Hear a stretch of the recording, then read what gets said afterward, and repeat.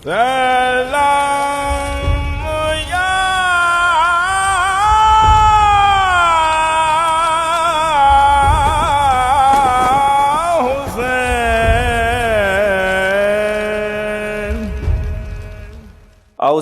मिनश्शैतानिर्रजीम बिस्मिल्लाहिर्रहमानिर्रहीम अल्हम्दुलिल्लाहि रब्बिल आलमीन अस्सलातु वस्सलामु अला सय्यदिल अंबिया वल मुरसलीन खातिमिन नबिय्यीन अबिल क़ासिम मुहम्मद अल्लाहुम्मा सल्लि अला मुहम्मद व आलि मुहम्मद व आलिहि तय्यबीन अत्ताहिरीन अल मासूमीन अल मज़लूमीन। अम्मा बाअदु फ़क़द क़ाल अल्लाहु तबारक व तआला फ़ी किताबिहिल मजीद वल फ़ुरक़ानिल हमीद व क़ौलिल हक़। बिस्मिल्लाहिर्रहमानिर्रहीम। इन्ना अअतैनाकल कौसर फ़सल्लि लिरब्बिक वन्हर इन्ना शाअनियक हुवल अब्तर। सामीने गिरामी क़द्र, जंहिं आये जे पढ़ण जो सरनामा कलाम पंहिंजी गुफ्तगू खे बणायो आहे, इन आये शरीफ़ा में ख़ुदावंद मनान फ़रमाइनि था पाक रसूल ख़ुदा खे त आऊं तोखे हिकु कौसर अता कई आहे। हाणे इहा कौसर छा आहे,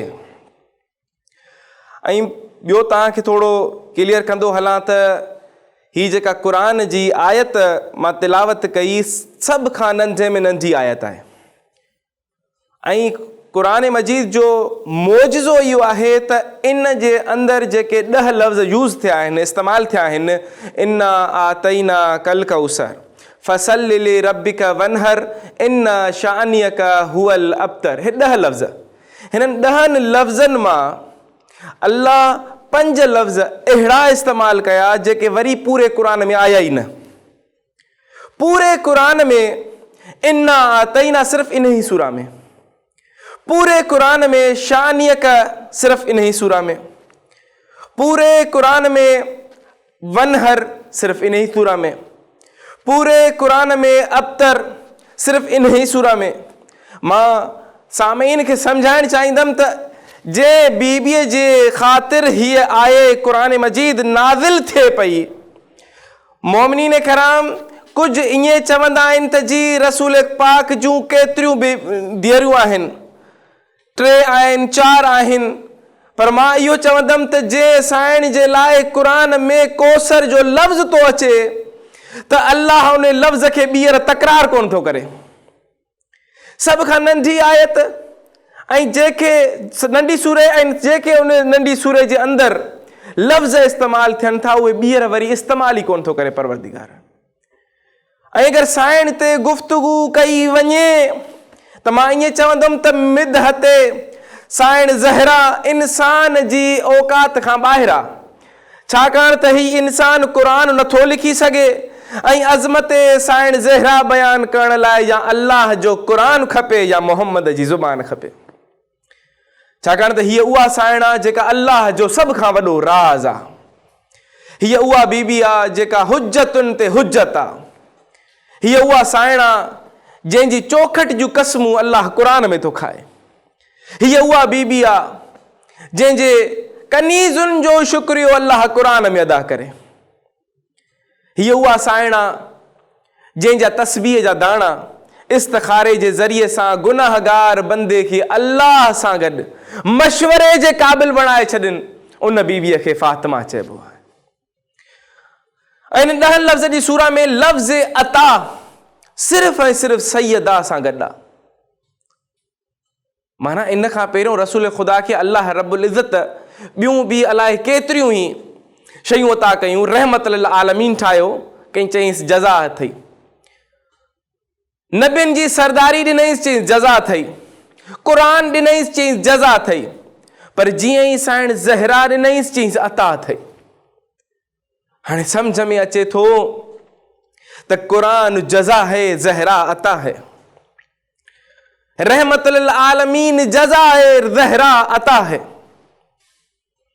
आलमीन जी सरदारी जज़ा आहे पर ज़हरा अता है। अगर मां इहो जुमिलो ऐं फ़िक्रो चवां त कॾहिं बि इहो ग़लति नथो थी सघे त काइनात जूं सभु शयूं जेके अल्लाह जे तरफ़ां रसूल ख़ुदा के तोहफ़े तौरु मिलियूं हुजनि या जज़ा जे तौरु मिलियूं हुजनि, जॾहिं बि उहे मिलंदियूं रहियूं रसूल अल्लाह वेठा रहिया। पर जीअं ई पाक सैयदा आई, पाण सॻोरा बीह रहिया। हिन साइण जो मर्तबो ई एतिरो, तारीख़ गवाह आहे। अगरि तव्हां किताब जो अरबी मतन पढ़ंदव त उन में ईअं आहे काम इलैहा, माना ईअं न आहे त काम बिहा। काम बिहा मतिलबु इहो त पंहिंजी जॻह तो उथी बीहंदा हुआ, न। तारीख़ लिखे थी एतिरो बि अगरि हुजे हा न त तॾहिं बि थी चऊं हा त एॾी वॾी फज़ीलत न आहे साइण जी। पर चयो वियो काम इलैहा, न सिर्फ़ काम बीहंदा हुआ पर साइण जी तरफ़ वधंदा हुआ, साइण जे परेशानीअ खे बोसो ॾींदा हुआ ऐं पाण वरी पंहिंजी जॻह ते पंहिंजी धीउ फातिमत ज़हरा सलामुल्लाह अलैहा खे विहारींदा। एॾी वॾी अज़मत। हीअ उहा साइण जंहिंजे लाइ अल्लाह रब्बुल इज़्ज़त काइनात क़ुरान मजीद में फरमाए थो, इन्नमा युरीदुल्लाहु लियुज़हिबा अन्कुम रिज्स अहलल बैति व युतहिरकुम ततहीरा। हीअ उहा साइण आहे जंहिंखे मां पाक रखो आहे। काबे जे लाइ छा चयो वियो अल्लाह ताला? सूरह तहा जी आयत नंबर 17 अल्लाह फरमाए तो हज़रत इब्राहिम के तहिरा बेती, मुझे घर के तू पाक रख। ऐं साइण लाइ चवे थो युतहिरकुम ततहीरा, तोखे मां पाक रखंदुमि। काबो एतिरो पाक हा जेतिरी इब्राहिम में ताक़त आहे, पर साइण एतिरी पाक हा जेतिरी अल्लाह में कुदरत आहे। हीअ उहा साइण कि जंहिंसां मोहब्बत करण वारो, छाकाणि त साइण मरकज़े रिफ़त आहे, मरकज़े बुलंदी आहे, मरकज़े काइनात आहे, मरकज़े इमामत आहे। जंहिंसां मोहब्बत करण वारो ख़ुदा न ख़ास्ता गुनाहगार हुजे ऐं उन ते जहन्नम वाजिब हुजे, अल्लाह वरी बि उनखे मोटाए जन्नत में मोकिलींदो। पर साइण सां नफ़रत करण वारो मुत्तकी हुजे, परहेज़गार हुजे, हाजी हुजे, पर छाकाणि त मरकज़े बुलंदी सां, मरकज़े रिफ़त सां दुश्मनी थो रखे, हालांकि एॾा नेक कम करण जे करे जन्नत मिलण खपे सा, पर साइण सां दुश्मनी करण जे लाइ या उन सां नफ़रत करण जे लाइ अल्लाह अहिड़े मुत्तकी ऐं परहेज़गार खे बि जहन्नुम में मोकिले छॾींदो। इन जी आम असां वटि अगरि ॾिठी वञे त मिसाल मौजूदु आहे। हुर काइनात जे तमाम मुफ़सरीन खे कठे कयो ऐं उन्हनि खां पुछो त हुर जहन्नमी हुयो या न? सभु मुतफ़िक़ थी चवंदा त हुर जहन्नमी हो, छाकाणि त यज़ीदी टोले सां गॾु हुयो ऐं सभ खां पहिरियां हुसैन मौला जे काफ़िले खे रोकण वारो बि हुर हुयो। पर इहो ॿुधायो त हुर जन्नत में वेंदो या न? छाजे करे वेंदो? वजह इहा आहे त ही आशूर जे ॾींहुं मौला वटि अचे थो ऐं मौला खे चवे थो, मौला जॾहिं मौला जो रोज़ इन घोड़े खे रोकियो त मौला हिन खे जुमिलो चयो, छाकाणि त हू वक़्त जो इमाम हुयो, हू ॼाणे पियो कुलूब जे इल्म खे, हुन जे ज़ाहिरी इल्म खां बहितर ॼाणे पियो। इमाम चयसि, ए हुर तुंहिंजी मां तुंहिंजे गम में रुए। गर्दन खे झुकायईं ऐं चयईं, मौला मां तव्हांजी वालदा ते दुरूद खां सवाइ को ॿियो कुझु मोकिले नथो सघां। इन हिक फ़िक्र हुर खे अलैहि सलाम बणाए छॾियो। मौला वटि गर्दन झुकाए आयो आशूर जे ॾींहुं, चई मौला माफ़ी मिली थी सघे? मौला चुस, ए मुंहिंजा भाउ हुर, हिन खे भाउ जो लक़ब ॾिनई मौला। मौला चयसि तो, ए मुंहिंजा भाउ हुर, मां तोसां नाराज़ नथो थी सघां। चई छो मौला? चई जेको मुंहिंजी अम्मा जो हया करे मां उन सां नाराज़ नथो थी सघां। हालांकि हुर इहो चवे थो, मौला मां तव्हांजो, अगरि मां न हुजां हा, तव्हांजे इन काफ़िले खे न रोकियां हा त शायदि तव्हां हिते हिन मुसीबत में गिरफ़्तार न थियो आ। पर मौला चएसि तो, न मुंहिंजा भाउ हुर, तूं जे दिलि में मुंहिंजी अमड़ सॻोरी जी मोहब्बत मौजूदु आहे, मां तोसां नाराज़ न आहियां।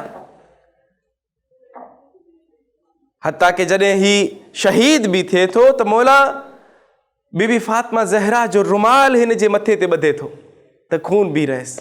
केॾी वॾी फज़ीलत आहे।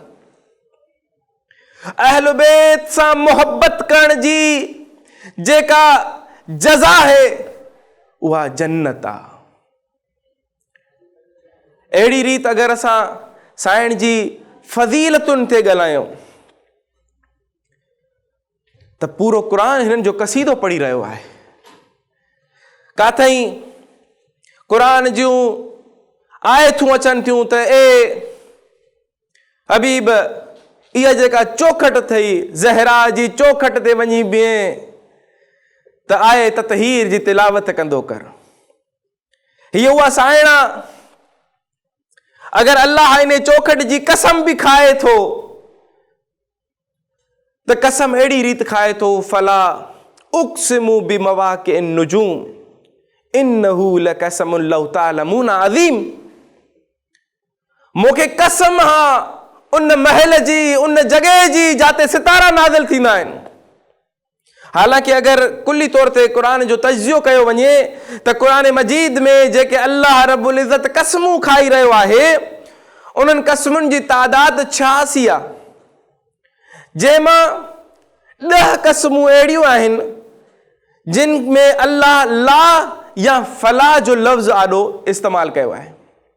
हाणे इहो ला आहे या फला आहे, सभ खां पहिरियों अगरि इन ते तज्ज़ियो कयो वञे त मालूम थींदो त ख़ुदि कसम जेको आहे इहो कंहिं शइ जी ताक़ीद आहे। न त इन खां पहिरियों अल्लाह ॿियूं बि अलाए केतिरियूं क़स्मूं खायूं, जीअं वत्तीन व ज़ैतून, मूंखे इंजीर जी कसम, मूंखे ज़ैतून जी कसम, व हाज़ल बलदिल अमीन, मूंखे शहर मक्का जी कसम। या अहिड़े तरीक़े सां कॾहिं अल्लाह चयो मूंखे चंड जी कसम, मूंखे सितारनि जी कसम, मुंहिंजे ॾींहं जी कसम, मूंखे राति जी कसम। पर जॾहिं ज़हरा जी चौखट जी ॻाल्हि आई त कसम जो लफ़्ज़ इस्तेमालु कयो। हिते वतीन यानी कि वाव जो जेको लफ़्ज़ आहे इनखे वाव कसमिया चयो वेंदो आहे। त हिते सिर्फ़ु कसम जे लाइ वाव इस्तेमालु कयो थो वञे, पर ज़हरा जी चौखट जी ॻाल्हि अचे थी त कसम जो लफ़्ज़ इस्तेमालु कयो थो वञे। ॿुधायो इहो थो वञे त कसम जेका आहे जाते बि कसम अची वेंदी यानी कि ताक़ीद आहे, मां हतमन कसम खावां थो। पर इन खां पहिरियों अगरि ला हुजेसि या फला हुजे, इहो मतिलबु छा? अगरि तमामु मुफ़स्सिरीन अरब खे कठो कयो वञे ऐं पुछा कई वेंदी त उहो ॿुधाईंदा त हिते ला जो मतिलबु ईअं न आहे त ला इलाहा इल्लल्लाह, न आहे को माबूद सिवाय अल्लाह जे, लाए नाफ़िया न आहे, पर हिनखे लाए ताक़ीद चयो वेंदो आहे। लाए ताक़ीद छा आहे? माना कंहिं ॿी ॻाल्हि जे मथां ताक़ीद कई वञे त हतमन इहो कमु थिए त इनखे चइबो आहे लाए ताक़ीदिया। कसम जो लफ़्ज़ पहिरियां ई ताक़ीद आहे ऐं ला खां पहिरियां अगरि फे लॻेसि त फे ताक़ीद जे मथां ताक़ीद आहे। माना 3 ताक़ीद खुदावंद मुताल इन साइण जी चौखट जी जॾहिं कसम थो खाए त 3 दफ़ा ताक़ीद थो इस्तेमालु करे। परवरदिगार आलम अगरि तव्हांखे कसम ई खाइणो हो त जाते ॿिया कसम खाधऊ, इते साइण जी चौखट खां पहिरियों बि वाव ई लॻाए छॾियो आहे त असां सम्झी वञूं आहे त हिते जेको आहे वाव कसमिया आहे। परवरदिगार थो चए त अगरि मां हिते वाव लॻायां हा त मुमकिन आहे त कंहिं 21वीं सदी जे अंदरि को अहिड़ो यज़ीद पैदा थी चवे हा त हिते ज़हरा जी चौखट जी ॻाल्हि त आहे, पर अल्लाह कसम कोन थो पियो खाए। हे कसम न आहे, वाह कसमिया न आहे।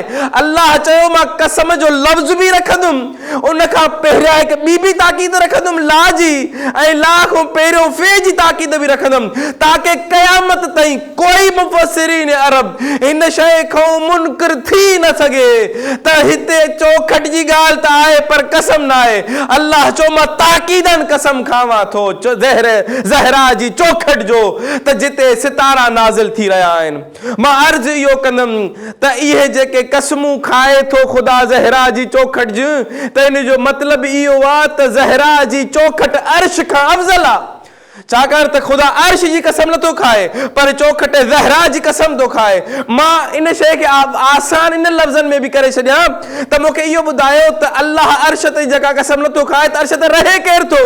हज़रत मीकाईल, हज़रत इसराफील, हज़रत जिब्राईल, इहे रहंदा काथे? अर्श ते। ऐं चौखट ज़हरा ते रहनि केरु था? त सभई मुतफ़िक़ थी चवंदा त हिते अबू ज़र थो रहे, हिते सलमान थो रहे, हिते बिलाल थो रहे, हिते फिज़ा थी रहे। पर मूंखे को काइनात में इहो को साबित करे ॾेखारे त कॾहिं सलमान चयो हुजे या रसूल अल्लाह मूंखे चौथे आसमान मोकिले छॾियो, मां उतां भीख मांगी अचां थो, या कॾहिं हज़रत अबू ज़र चयो हुजे या रसूल अल्लाह मूंखे 3 आसमान ते मोकिले छॾियो, मां उतां पिनी अचां थो। पर कॾहिं बि या कॾहिं बीबी फिज़ा चयो हुजे या रसूल अल्लाह मूंखे 1 आसमान ते मोकिले छॾियो, मां उतां रोटियूं वठी अचां थी। कॾहिं बि का मानी वठण जे लाइ फिज़ा अर्श ते न वई, पर अर्श वारा जॾहिं बि उन्हनि खे कंहिं शइ जी बि ज़रूरत पवंदी हुई, ज़हरा जी चौखट ते अची वेंदा हुया। कॾहिं अल्लाह क़ुरान में उन्हनि जूं कसमूं जेके खाइनि था उहो बयानु करे थो। कॾहिं फ़रिश्ता अचनि था, यतीम ठही था वञनि, कॾहिं मिस्कीन बणिजी था वञनि, कॾहिं मानियूं पिनण अची था वञनि, ऐं क़ुरान उन्हनि जा लफ़्ज़ अहिड़ी रीत रखे थो, मिस्कीन व यतीम व असीरा। असां मिस्कीन आहियूं, यतीम आहियूं, असीर आहियूं। मां चयो फ़रिश्तो तव्हांजो शुक्रियो, तव्हां ज़हरा जी चौखट तां हिकु भिक मांगण जो पिनण जो तरीक़ो असांखे सेखारे छॾियो। जॾहिं बि ज़हरा जे दर ते अची वञो त मिस्कीन बणिजी वञो, यतीम बणिजी वञो, असीर बणिजी वञो। आहिनि सैयदुल मलाइका, पर ज़हरा जे दर ते अचनि था त छा था चवनि? ज़हरा जे दर ते अचण खां पोइ चवनि था अना खयातुल हसनैन, असां हसनैन जा दर्जी आहियूं।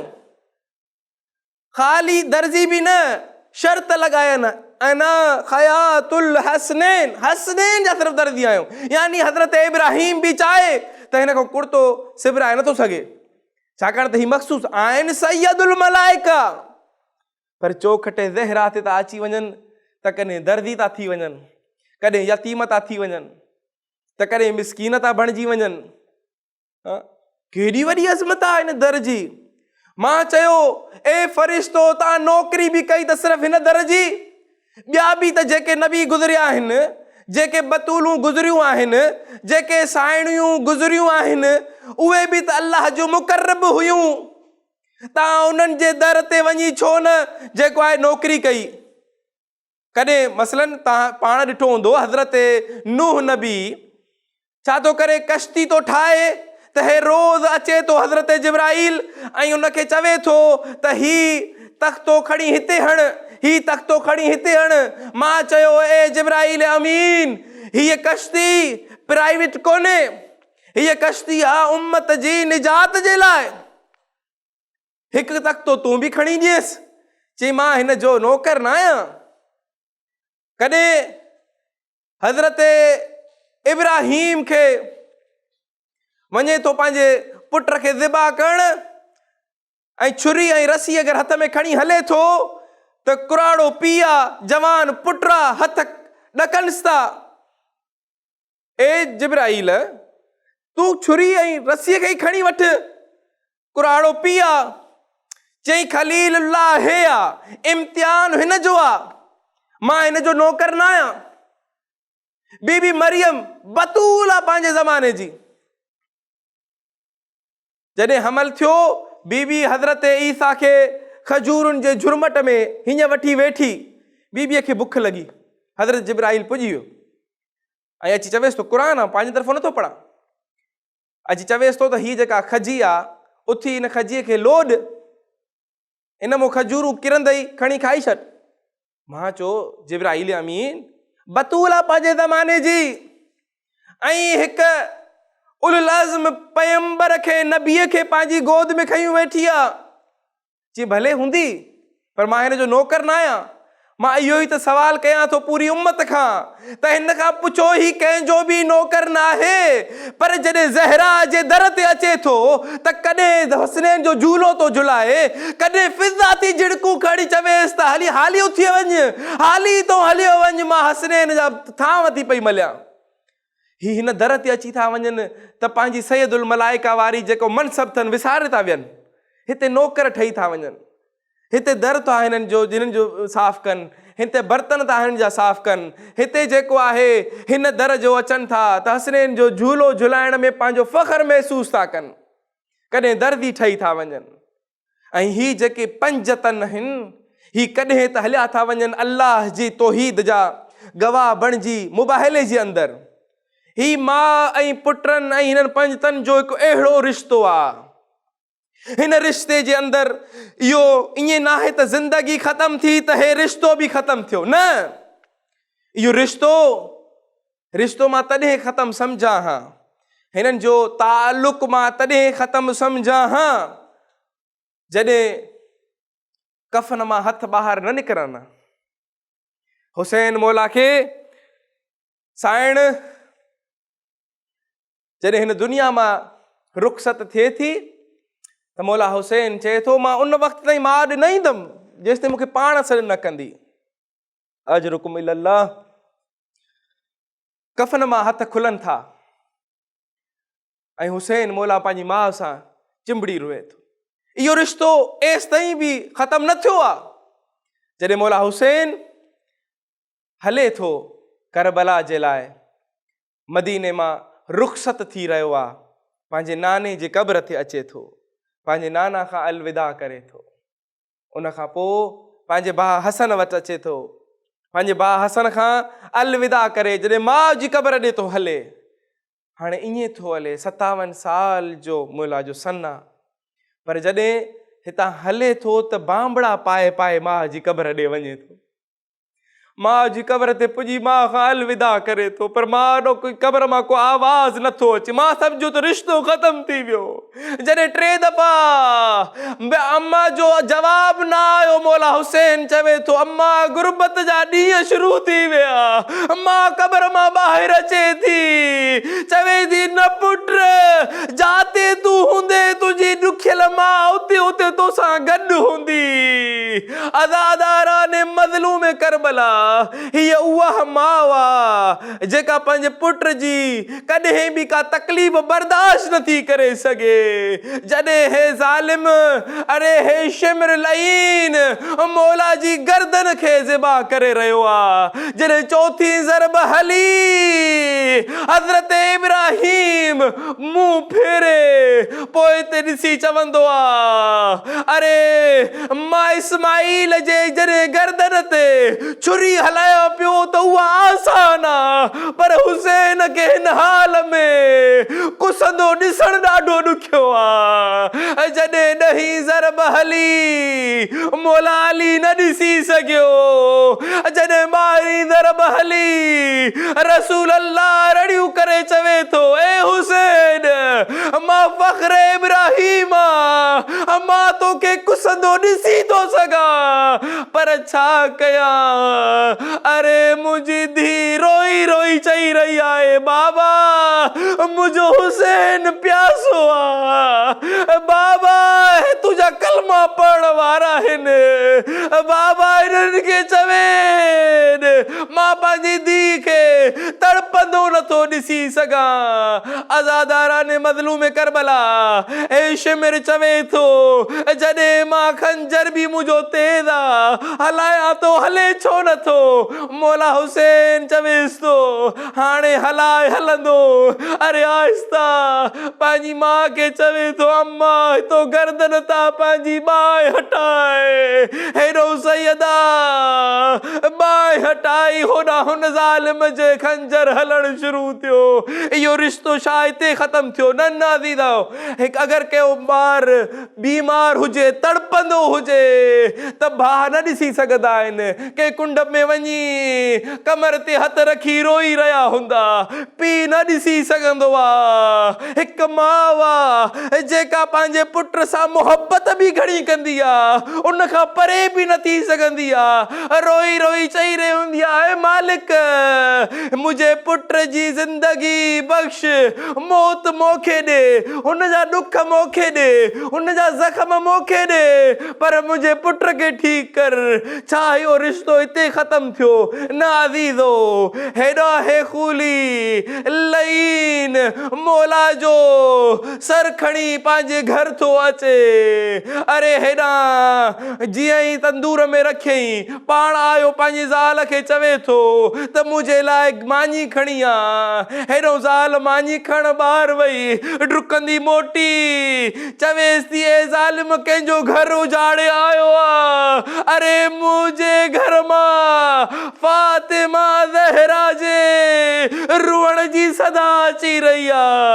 असांजे घर जूं दीवारूं गिरिया करे रहियूं आहिनि। इहो रिश्तो हिते बि ख़तमु न थियो, इहो हलंदो हलियो।